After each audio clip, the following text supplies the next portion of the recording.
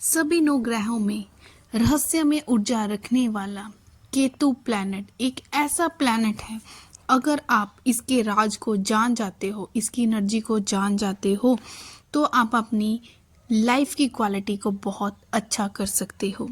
तो ये पूरा वीडियो देखिए। पूरे वीडियो में आपको क्या क्या मैं बताने वाली हूँ कि केतु की एनर्जी कैसे होती है, कैसे आप अपनी लाइफ में होने वाली एक्टिविटीज़ को देख के पता कर सकते हो कि किस तरह केतु की दशा आपकी लाइफ में चल रही है, अच्छी है या बुरी है, और केतु की क्या क्या जो बेसिक ट्रेट्स होते हैं वो क्या होते हैं। अगर आपको अपनी लाइफ में कुछ ऐसी हरकतें हो रही हैं, कुछ ऐसी बातें हो रही है जिससे आपको ये तो क्लियर हो गया कि केतु मेरा ख़राब चल रहा है, लेकिन उसकी बहुत ज़्यादा सिंपल सी रेमेडी एंड में डिस्कस होने वाली है, तो वीडियो को पूरा देखें।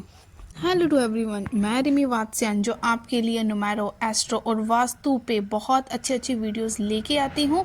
अगर आप फर्स्ट टाइम मेरे इस चैनल पे विजिट कर रहे हो तो जल्दी से इस चैनल को सब्सक्राइब करें, और प्रीवियस वीडियो का लिंक सारा आपको डिस्क्रिप्शन बॉक्स में मिल जाएगा, तो आप वहाँ जाके देख सकते हो। कहीं भी आपको वीडियो थोड़ा भी अच्छा लगा हो तो हिट करने से पीछे हिट द लाइक बटन, ठीक है, लाइक करने से पीछे ना हटें। इससे पीछे वाली वीडियो में मैंने राहु के बारे में डिस्कस किया है कि राहु अगर ख़राब हो तो आपको क्या करना चाहिए, या क्या क्या उसके आपको इंडिकेशंस मिलने स्टार्ट हो जाते हैं। लेकिन अब मैं बात करने वाली हूँ सीक्रेट पावर की, जो कौन है, केतु। पहले केतु को थोड़ा समझो, केतु है क्या। देखो, केतु मैंने बहुत बार अपनी प्रीवियस वीडियो में बोल रखा है, जो हमारा मतलब गर्दन से नीचे वाला पोर्शन है, ये सारा हमारा केतु है। अगर केतु है इट मीन्स इसके पास क्या नहीं है, दिमाग नहीं है, सिर्फ क्या है, दिल है, मतलब फीलिंग्स है।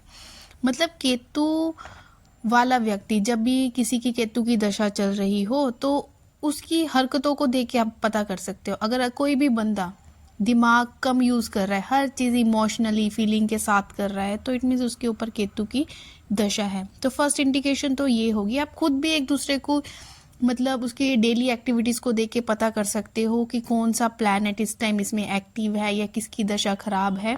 तो हमें छोटी छोटी चीज़ें अगर कहीं से सीखने को मिले तो सीखते रहना चाहिए।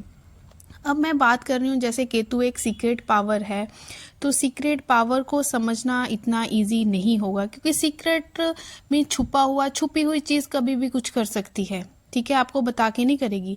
जैसे बाकी प्लैनेट्स होते हैं, बाकी प्लैनेट्स चाहे अच्छे हैं चाहे बुरे हैं, तो इनकी इंडिकेशन हमें धीरे धीरे मिलनी स्टार्ट हो जाती है। तो ये एक इकलौता ऐसा प्लैनेट है जो जो जब भी आता है या जाता है, अच्छा होता है या बुरा होता है, वो इंस्टेंट ही होता है। सब कुछ इंस्टेंट करने वाला है ये केतु प्लैनेट। तो केतु को और आप कैसे कोरिलेट कर सकते हो। देखो, केतु को अगर आपने जोड़ना है तो अपने संस्कारों के साथ जोड़ो। जो भी इंसान जैसे बोलता है कि ये तो लगता है कि इसके पिछले जन्म की, जब भी हम कोरिलेट करते हैं पिछले जन्म के साथ, इट मीन्स हम केतु के साथ जोड़ रहे हैं। तो केतु क्या है, हमारे पिछले जन्म के संस्कार, चाहे वो अच्छे हैं चाहे बुरे हैं, और इस जन्म में किए गए कर्म, ये सारे क्या हैं, केतु के साथ इनको अब मैं आपको जोड़ा ये बताने वाली हूँ कि जैसे आप खुद का या किसी का भी कैसे पता कर सकते हो कि इस टाइम इस इंसान का केतु की जो दशा है वो इसमें खराब चल रही है, मतलब केतु इस पे अच्छी तरह मतलब ब्लेसिंग्स देने के लिए नहीं आया है।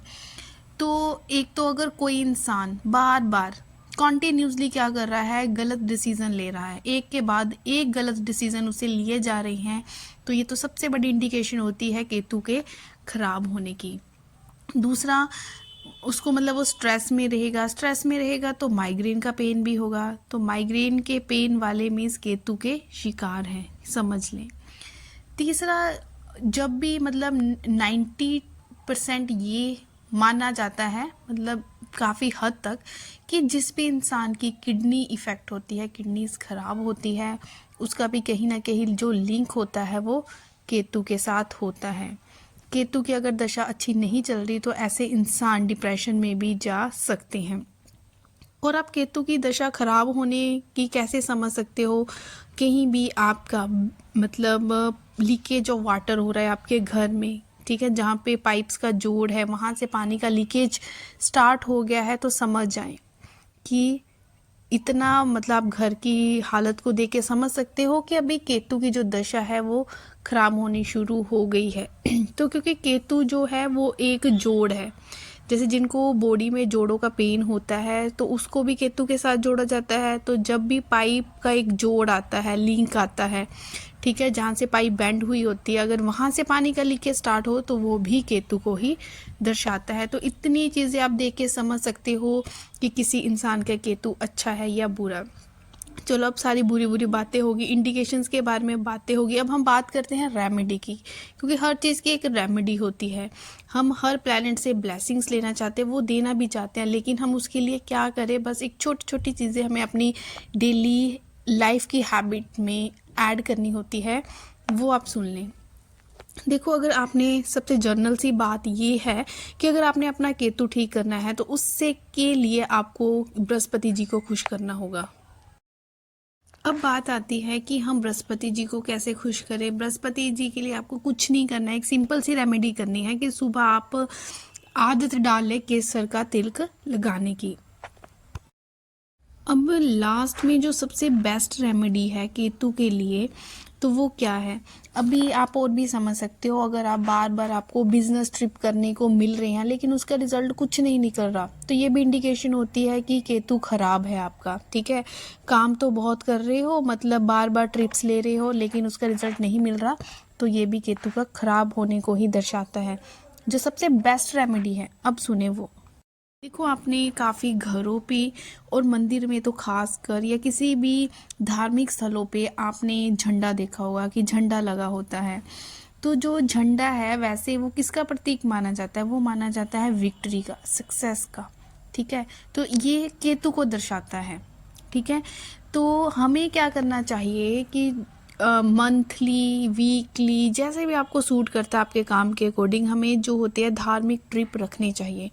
देखो, जब आप धार्मिक स्थलों पे जाते हो, जैसे ही आप धार्मिक स्थलों पे जाते हो, जैसे ही आप चौखट पे माथा टेकते हो, तो सबसे पहले आपको दिखाई देता है लहराता हुआ झंडा।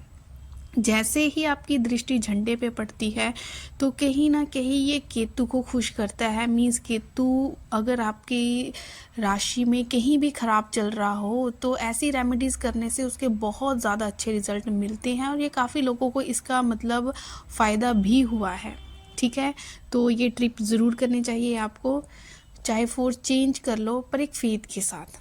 ठीक है, किसी भी चीज़ का रिजल्ट लेना है तो आपको अपना फेथ तो डालना ही होगा।